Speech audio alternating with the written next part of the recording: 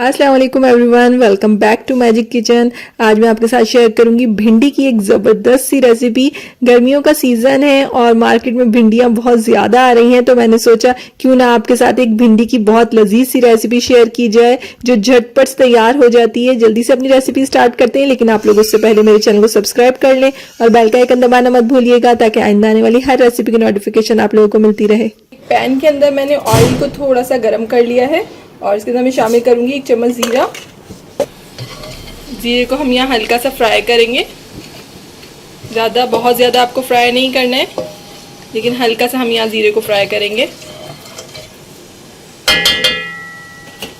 और साथ ही साथ में इसमें प्याज शामिल करूंगी। 4 अदद मैंने यहाँ पे दरमियानी साइज की प्याज ली है।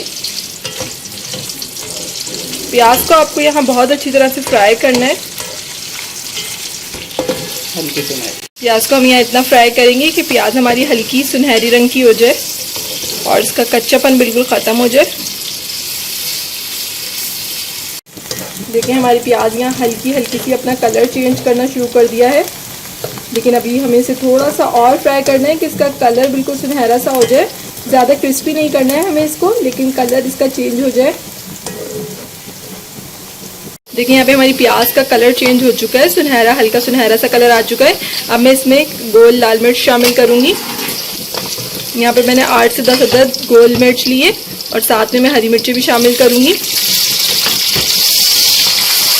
4 से 5 अदद मैंने हरी मिर्च लिए, इनको भी साथ में हल्का सा फ्राई करना है। यहाँ पे मैंने 1 किलो भिंडी ली है और भिंडी को मैंने आगे पीछे से काट के इसको छोटे छोटे पीसेस में काट लिया है।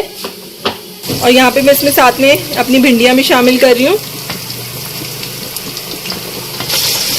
अब यहाँ हमें भिंडियों को अच्छी तरह से इसमें फ्राई करना है। मैं आपको एक बात बताती चलूँ, हमें इसको यहाँ जब तक अपनी भिंडियों को फ्राई करना है जब तक जो हमारी भिंडियों का लेस होता है वो ख़त्म ना हो जाए, बिल्कुल इसका तार जो आ रहा होता है तार ना रहे इसके अंदर, वरना भिंडियाँ बिल्कुल अच्छी नहीं बनती हैं। तो आप भिंडियों को जब भी फ्राई करें इतना फ्राई करें कि इसका लेस आपका ख़त्म हो जाए। तो यहाँ पे मैं इसको 5 से 7 मिनट तक अच्छे से फ्राई करूँगी और साथ में मैं इसके अंदर नमक भी शामिल कर रही हूँ। नमक हस्बे जायका आप इसमें शामिल कर सकते हैं।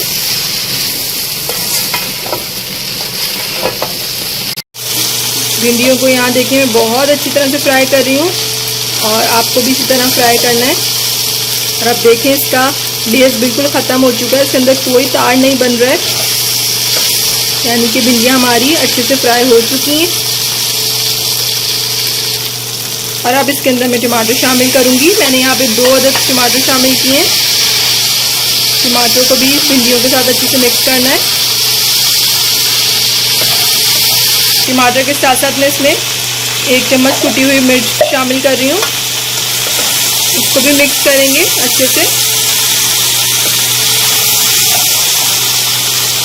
और इसके बाद हम इसको थोड़ी सी देर स्टीम देंगे ताकि हमारे टमाटर अच्छे से गल जाए।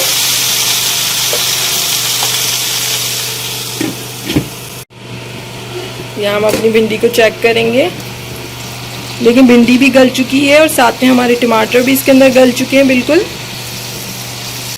और ये बिल्कुल रेडी है, आप लोग इसको सर्व कर सकते हैं चपाती के साथ। बहुत मज़ेदार भिंडी बनती है ये और बहुत आसान रेसिपी है, आप लोग इसको ज़रूर ट्राई कीजिएगा। रेसिपी अच्छी लगी तो मुझे लाइक और कमेंट के ज़रिए ज़रूर बताइएगा आप लोगों को कैसी लगी थी। इंशाल्लाह फिर मिलेंगे एक नई रेसिपी के साथ, जब तक के लिए अल्लाह हाफिज़।